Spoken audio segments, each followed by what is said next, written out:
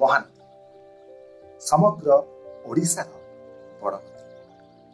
यार सौंदर्य जेतिकी सुंदर संध्या मध्य सेतिकी मनोहर।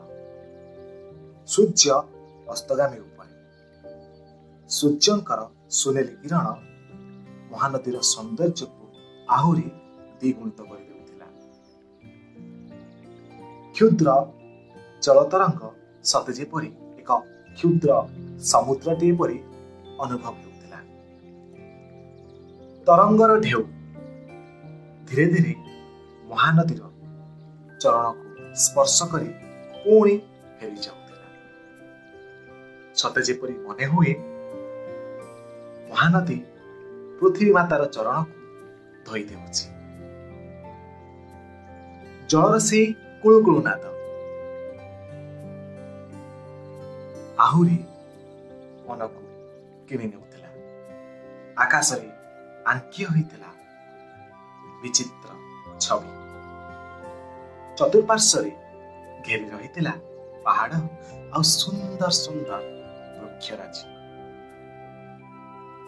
मझिरे मझिरे माछ गुड़िक सते जेपरि डल्फिन परि ऊपर को उठी पुणी पानी रे बुड़ी जाउथिले।